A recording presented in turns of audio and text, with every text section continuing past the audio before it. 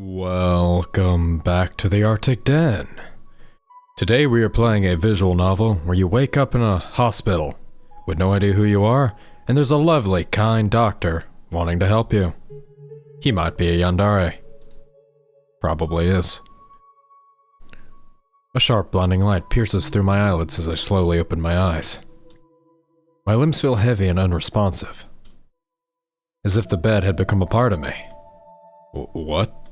I squint, trying to make sense of my surroundings, but everything's a blur. The sterile smell of disinfectant biting at my nose. The rhythmic beeping of a machine fills the room like a metronome. That's a Pokemon move. I look around disoriented, my vision slowly coming into focus. I'm lying in a bed, covered in crisp white sheets, and there's something strapped to my arm. An IV line? Well, you are in a hospital.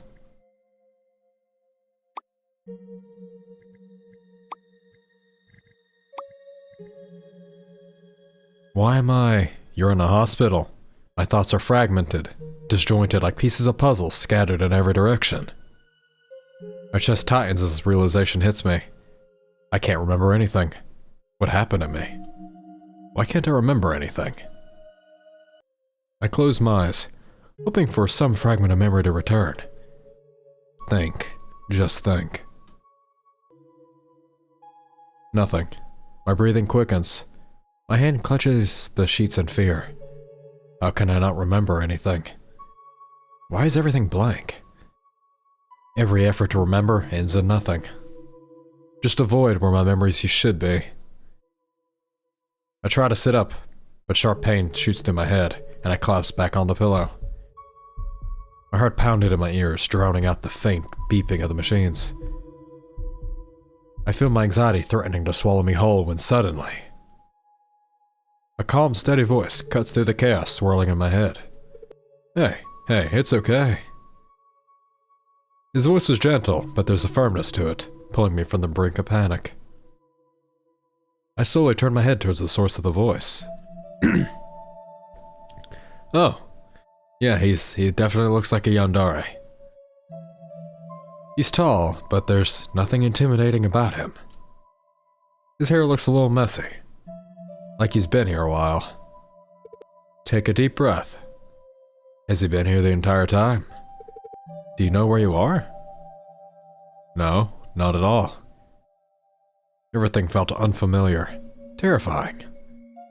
The walls were too bright, too sterile. Hey, it's alright. You're in a hospital. Nothing bad is gonna happen to you here.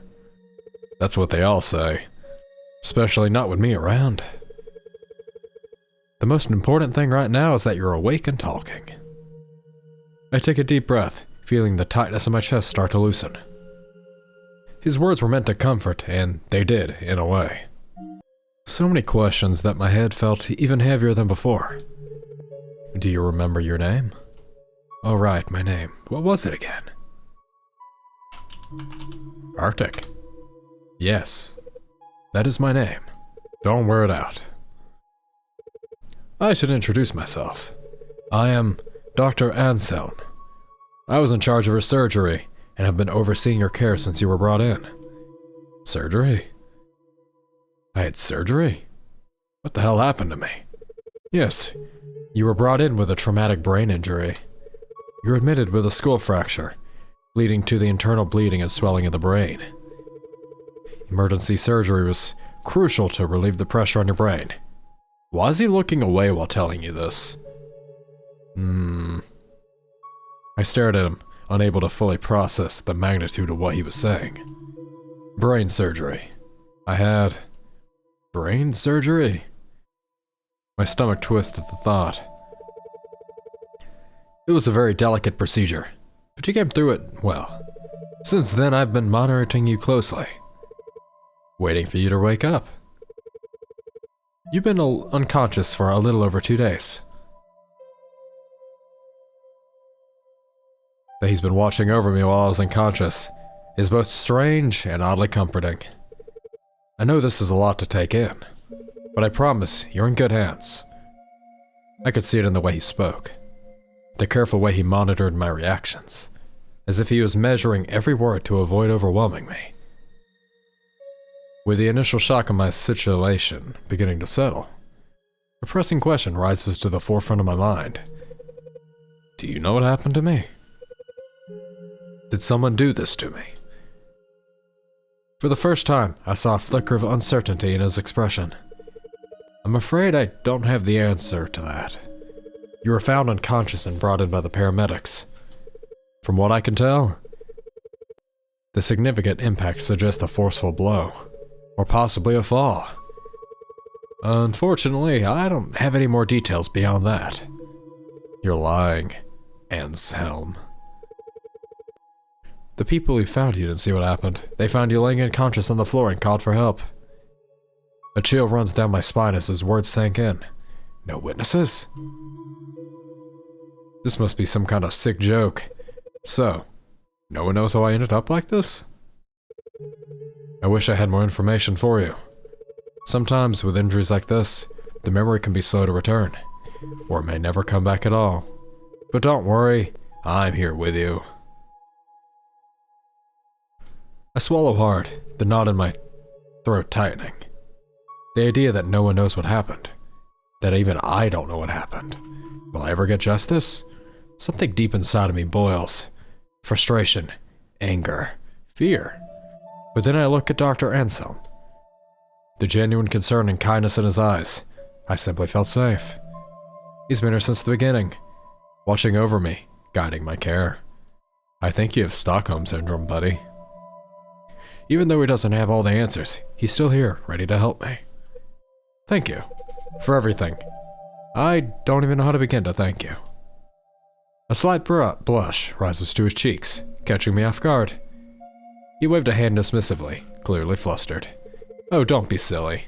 You don't owe me anything. I'm just glad I could help. You're too kind. He glanced away for a moment, gathering himself before turning back to me. I'm just doing my job.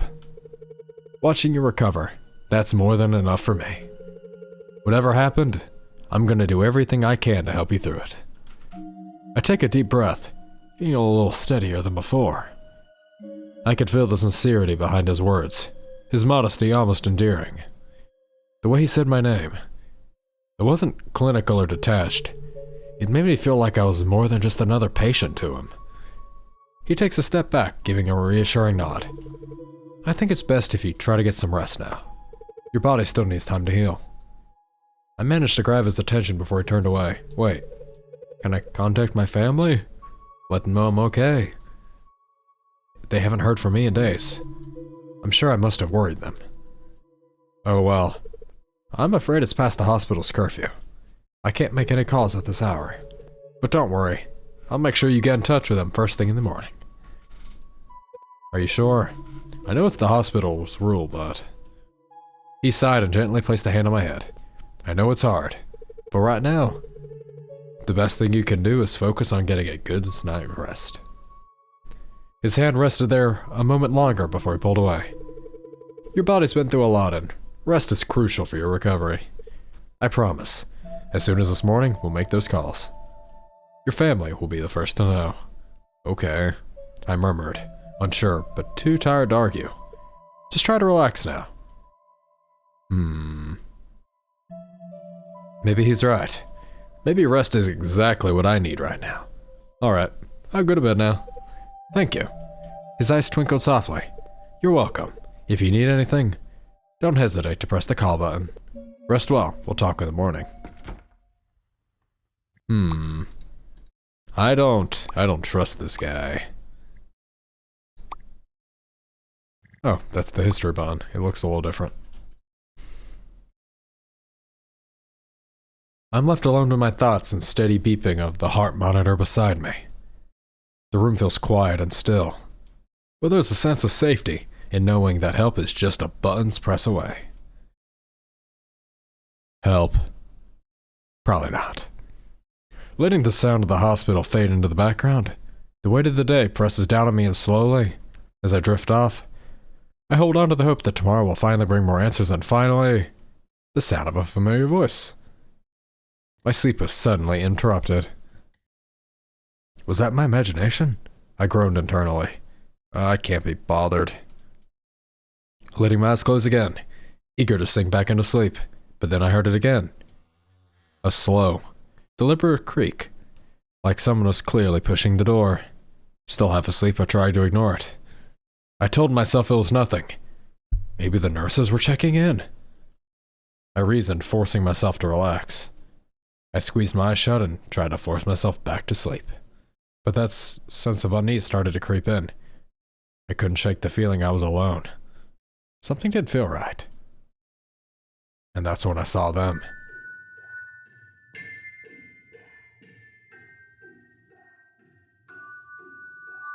A pair of eyes. They're peering at me through the gap in the door. He's right here if you can't see him. Hey there, mister. How's it going? Want to be friends? I'm just kidding. They were watching me. Hey, you! Hello? No response.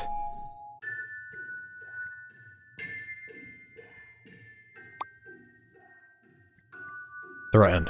I'm not gonna let this creep scare me. Ahem. Hey, I see you. I know karate, so you better back off. The eyes stayed fixed on me, as if testing my courage. I squint, trying to focus on the narrow gap of the door. I can't make sense of what was happening. Was someone actually watching me? Or am I imagining things?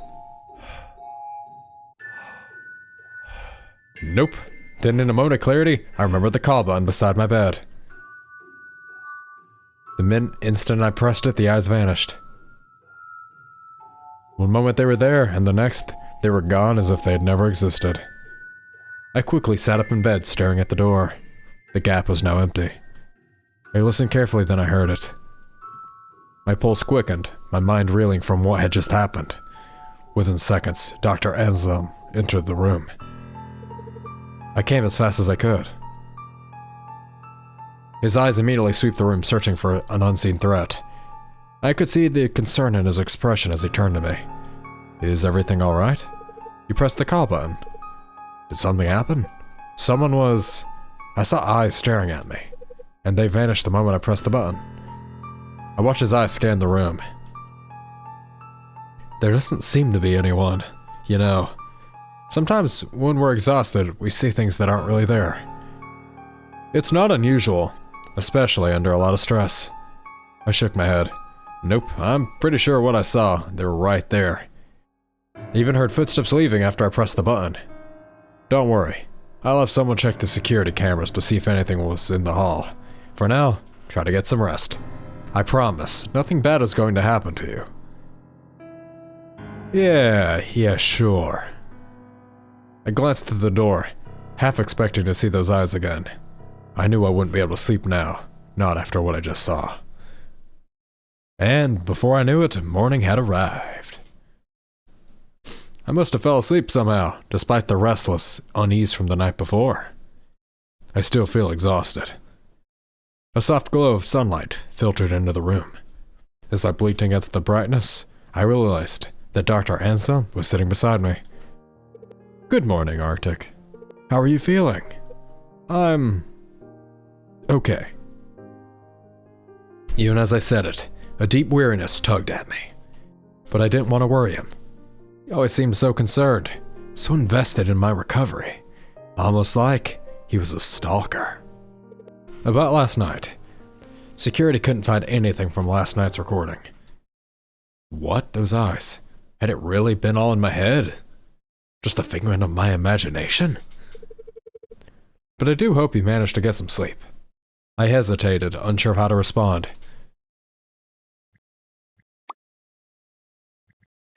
Insist. My breath hitched, and anger flared in my chest. Are you serious? I snapped, my voice louder, harsher than I meant. I could feel the frustration boiling over, too intense to hold back. There was someone there, Dr. Anselm. I wasn't imagining it. I could feel them watching me. I could hear their breathing in my ears. How am I supposed to sleep knowing that creep is still in this building? Dr. Anselm looked sad. Like my action wounded him somehow. He opened his mouth to say something, but no words came out for a moment, and the silence between us grew thick with tension. I'll talk to them again later. His voice softer now, as though my anger had deflated him. I promise, I'll dig deeper into this. I don't want you feeling unsafe. He paused, a quiet sadness in his eyes that I couldn't fully understand. You're right. I'll make sure they take a closer look. Trying to focus on something else, I reminded him. About the call you promised to my family. Of course I remembered. He reaches into the pocket and pulls out a hospital phone, handing it over to you. Here you go. Let's get that call made. I dial the familiar numbers and press the phone in my ear. Phone rings once, twice, and keeps ringing. No one answers. Hello, no one is available to take your call. Please Seriously? leave a message. I feel a sinking feeling in my gut as the call goes to the answering machine. I don't even try to mask it. No one answered. Dr. Anselm places a comforting hand on my shoulder, grounding me in the present. His touch was warm, comforting. I looked up and his expression mirrored the sadness I felt. I'm sorry. I know how much you wanted to speak with them. Maybe they're busy is all. Don't worry. I don't think this is a hospital at all. Being completely honest. Yeah, you're right. I tried to sound convincing, but the emptiness lingered. Dr. Anselm gently took the phone from me, his fingers brushing against mine. I know it's not the news you were hoping for, but I have something that might cheer you up.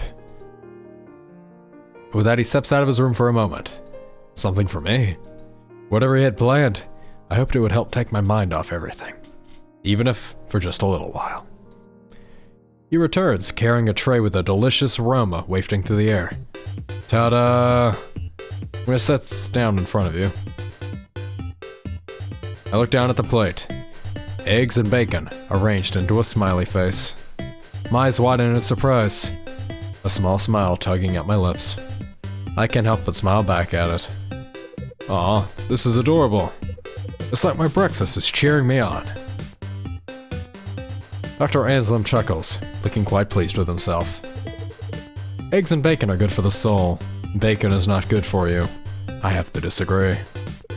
But the smiley face? That's for the spirit. Dr. Anselm watches me closely as I picked up my fork. He'd done something to my food. I need an adult. As I lift the fork to my mouth, I notice a smooth golden sauce pooling at the bottom of the pan, hidden behind the food.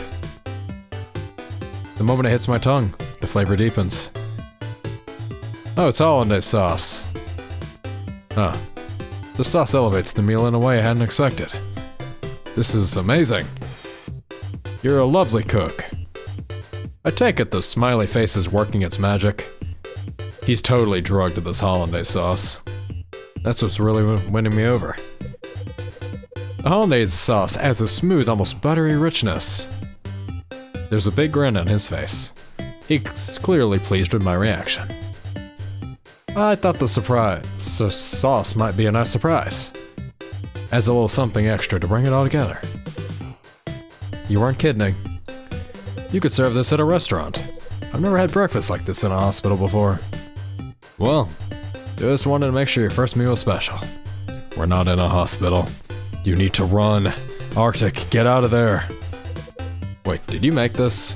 Mm-hmm. He nods, looking a little embarrassed. Yes, I did. I know hospital food isn't exactly known for being, well, gourmet. I didn't want your first meal to just be survival food. I smile at his clear embarrassment, noticing the way he fidgets slightly.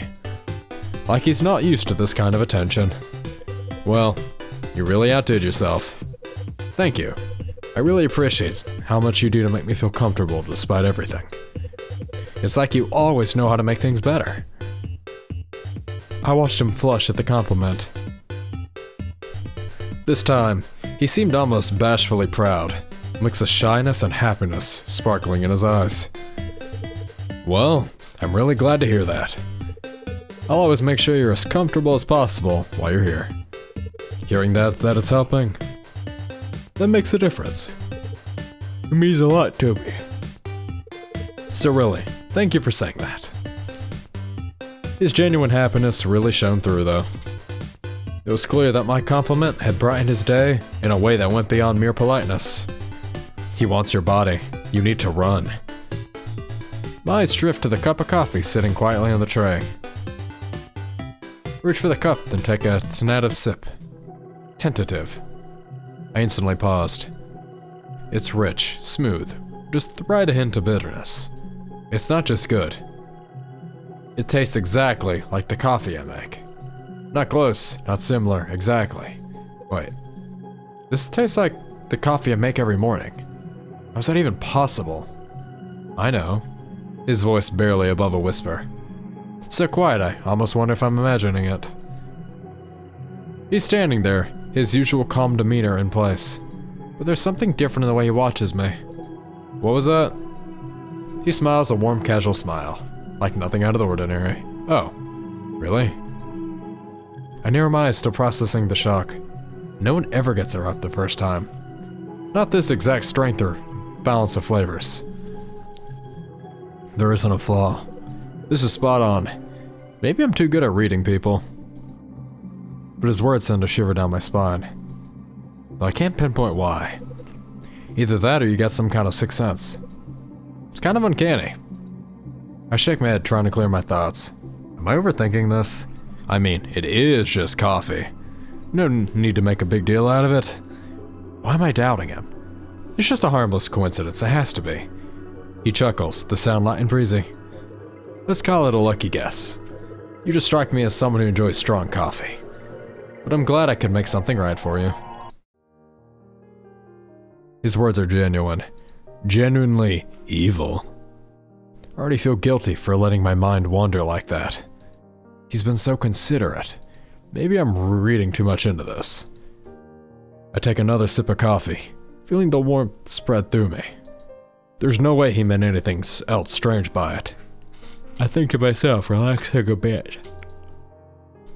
He's just trying to make me stay a little more bearable, going above and beyond because he cares. I shouldn't doubt him.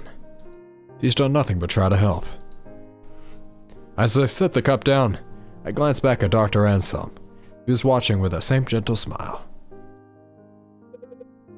Thank you, Dr. Anselm. It does make a difference. You're very welcome. As he glances at his watch, his expression shifts ever so slightly. You should probably get some rest now. You've had a long morning and it's important you don't overexert yourself. I'm fine. I know you're strong, but you need time to heal. Pushing yourself won't help. He steps closer, his hand lightly brushing the edge of the blanket as he adjusts it over my leg. There's a tenderness in the gesture, but something careful and deliberate. You need to take it easy. An unexpected wave of fatigue hits me, leaving me more tired than I anticipated. Whoa, am I experiencing the effects of a food coma?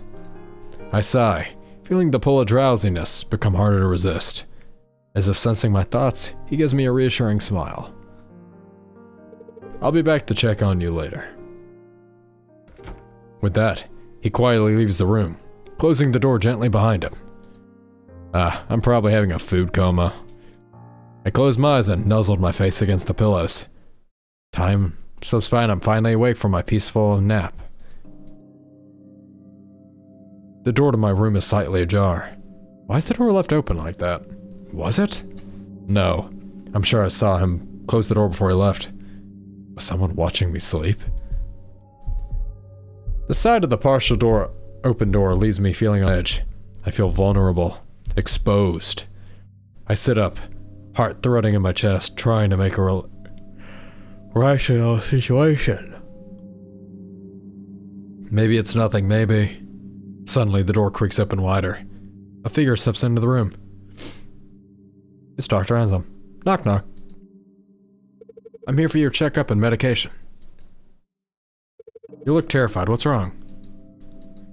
I was taking a nap and when I woke up, the door to my room was open. It reminded me about what I saw last night. His face changes slightly to one of guilt. His gaze drops to the floor. Oh, I'm so sorry. I came in earlier to clear away the tray and utensils from your breakfast. I saw you were sleeping, so I tried to leave quietly and not disturb your sleep. I must not have shut the door tightly enough. I'm really sorry that must have been so frightening for you. The breakfast tray is gone. I hadn't even noticed it in my initial panic. A sense of embarrassment creeps in as I realize I may have overreacted. No, I'm sorry, Dr. Aslam. I think last night left me feeling a little paranoid is all. He shakes his head. No need to apologize. It's completely understandable to feel uneasy. I should have been more careful. Your comfort and peace of mind are very important. I don't like the Comfort and Peace of Mind Committee. I'm sorry for disturbing that. Thank you, I guess I just need some time to adjust. Of course. He moves closer to check my vitals. My eyes fall on the pills. So many pills. What are these for? Oh, these. They're painkillers and antibiotics. Given your injury, it's expected that you'll still experience headaches and occasional bouts of pain. The painkillers will help you recover comfortably while you're here. Now these. Are a bit stronger. A narcotic analgesic. It's a potent painkiller used for intense pain. So don't be alarmed if you find yourself sleeping more than usual. Since I had to perform surgery on you, there's always risk of infection. And I wouldn't want that to happen to me. These will help minimize the risk, ensuring your recovery stays on track. I see. I feel more at ease with the explanation. Thank you for taking the time to explain it to me. Yes, that you're evil. Of course. It's important for you to understand your treatment. If you have any questions or concerns, please don't hesitate to ask. Your recovery is my top priority. Speaking of recovery, how long do you think it'll take? Well, honestly, it's hard for me to say for sure. We can't push it or predict exactly how long it'll take. Some people heal faster than others. But when it comes to the brain, patience is key. It could take weeks or even months. I know it's not easy to hear. With injuries, especially ones like yours, we have to be patient. I need to ensure you can get back to your daily life safely, when you're ready to leave. I noticed a hint of sadness in his eyes when he mentioned the possibility of me leaving. It's a fleeting expression, but I caught it. Offering the same reassuring smile, although it seems a bit forced this time. No matter how long it takes. I can't shake the feeling that there's more behind his words. Still, I decide not to press it further. Let's get you settled in with some dinner, shall we? I set it down in front of me, and the lift covers to reveal a bowl of plain porridge. Compared to the delicious breakfast he made earlier. This porridge looks a bit bland. I can't help but feel a twinge of disappointment. He chuckles at your reaction. I'm sorry.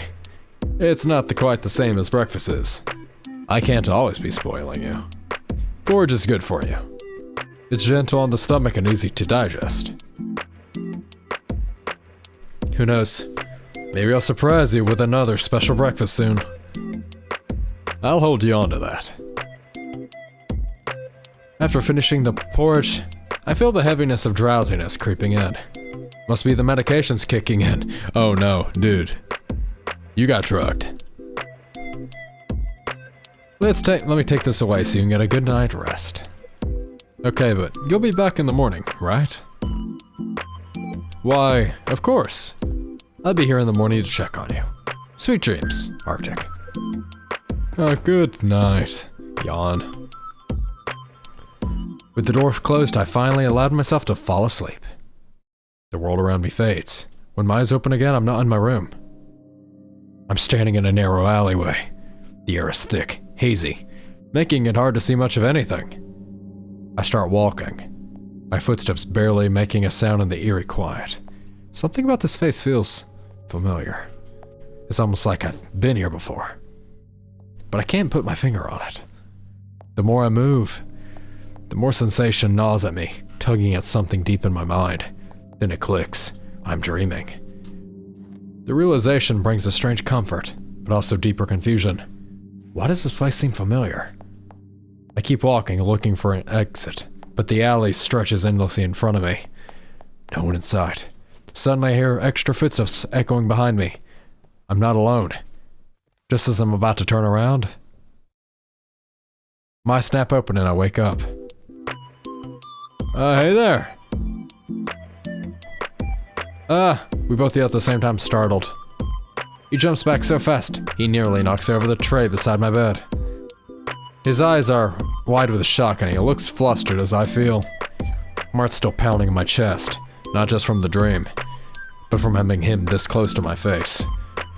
I open my mouth, but no words come out, feeling shy under his gaze. My words feel heavy and misplaced, as if they'd only make this moment more awkward. Sorry, he stammers, quickly standing upright. I didn't mean to scare you. I was just checking your vitals and you looked peaceful and, it's okay. Suddenly, I'm unable to look directly at him. The room suddenly feels too small. There's a blank of silence before he recovers.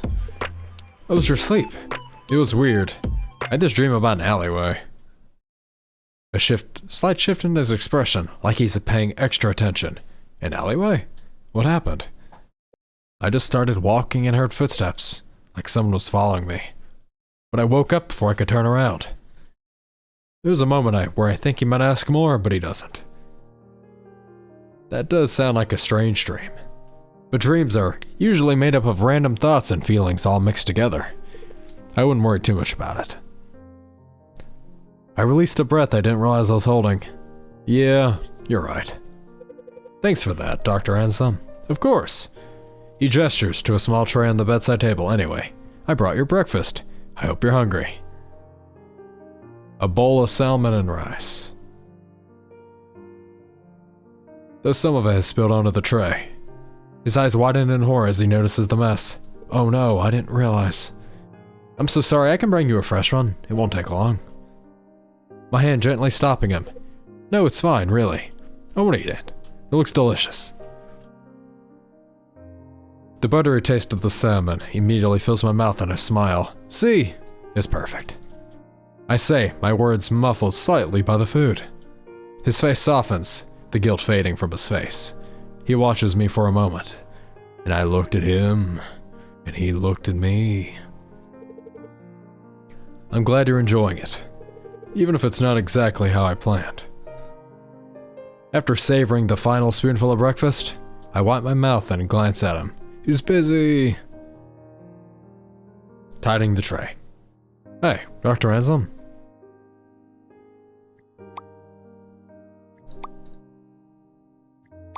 Can I go on a short walk? I just need to change the scenery, stretch my legs. I'm afraid you can't do that yet. You're still not fit enough to exert yourself. Oh, I see.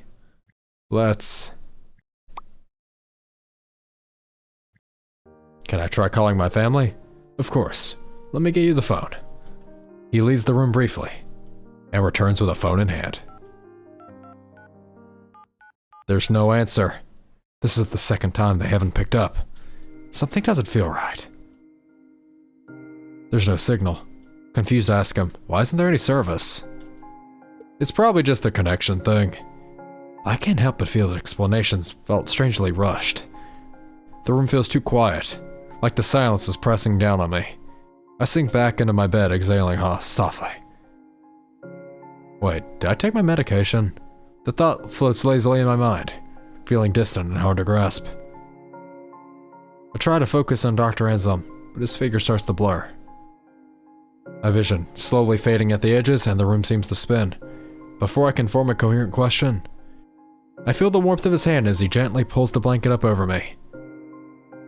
I want to speak, but my body feels heavy and my thoughts scatter. You got drugged. I gasp awake, my breath catching as I sit up. And we'll leave things off here because... why not? Clearly this guy is... well, crazy. This is my prediction. We're in his house. He just so happens to have... hospital equipment. And he doesn't want us to leave, because if we leave, we'll find out what he's done. That being said, we'll finish this up next episode. If you have enjoyed today's video, don't forget to hit the like button, comment, subscribe, and I will see you in the next one. The main reason I'm stopping is I'm feeling a little sleepy. Just like this guy. Oh no, it's me. As always, goodbye.